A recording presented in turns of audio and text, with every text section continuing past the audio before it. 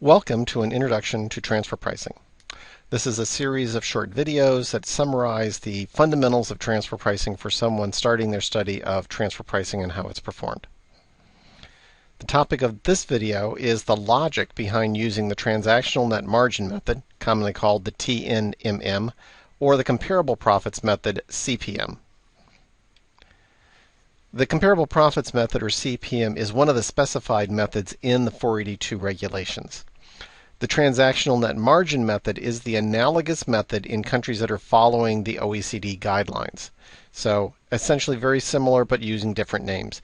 We're going to be referring to it as the CPM, or the comparable profits method, throughout the rest of this presentation, but keep in mind that it's essentially equally applicable to the transactional net margin method. Well, let's begin with the profit and loss statement. This is one that we've used in many of our previous videos. This is a UK company that is a distribution company buying its goods from a related party manufacturer. So let's start off by looking at this P&L and talk about what's in this is transactions with unrelated parties. In this example, the goods that are sold to third parties. So the sales are definitely going to be to third parties, and the operating expenses are assumed to be expenses that you're paying to third parties. So these two items in the profit and loss statement are essentially third-party transactions or arm's length transactions to begin with. So we don't have to worry about those transactions. The tax authority cannot adjust those two items based upon the principles of an arm's length standard or what's discussed in section 482 of related party transactions or controlled transactions.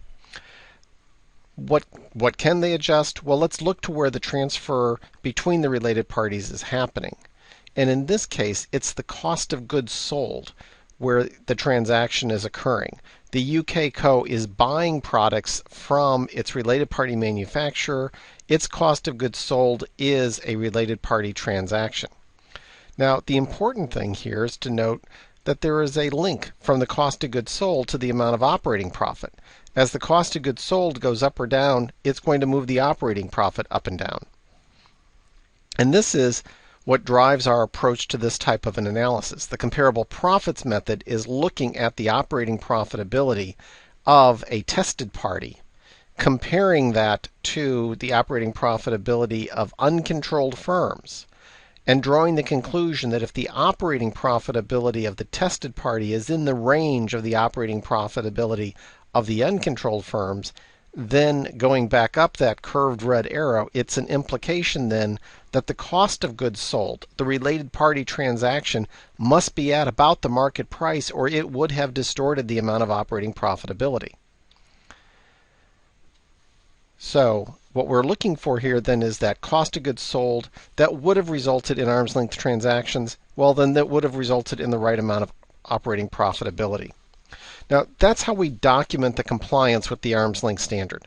We're going to show that this operating profitability is in that range of the profitability of comparable firms. If you're applying this method or this approach, there are a few basic requirements for it to make logical sense. And the first is fairly straightforward. The financial results, that operating profitability that we're looking at, have to be clearly dependent upon what's going on in the related party transaction. And in this case, all of the cost of goods sold are from a related party, and they are a large portion of the total costs of the firm that we're looking at, and therefore it would have a very direct relationship to the operating profitability. But what if, on the other hand, the related party transaction was just a part of the cost of goods sold, maybe a small part? Then one of the problems you'll have is you'll be looking at that transaction, and yes, it will have an impact on the operating profitability, but it may be relatively small, and other costs or issues coming about in the firm may cause that operating profitability to swing much more up and down than, say, the impact of a change in the intercompany transfer price, in which case this is not going to be a particularly reliable method, and one ought to think about other methods. Another key point to keep in mind when you're applying the CPM, or transactional net margin method, is that Your tested party should not have income or other attributes that are going to be expected to generate a non-routine level of profit. If your tested party owns a very valuable intangible like a trademark or brand name, one that might say they can sell their product for a premium because the marketplace says, oh, it's from such and such company, we know it's going to be extra good, we ought to pay an extra premium for it. Well, the value of that intangible is going to drive up their operating profitability, potentially outside the range of the set. And if your comparables don't have an equal intangible, you're not really comparing an apple to an apple. You're comparing an apple to an orange, and it's not quite right.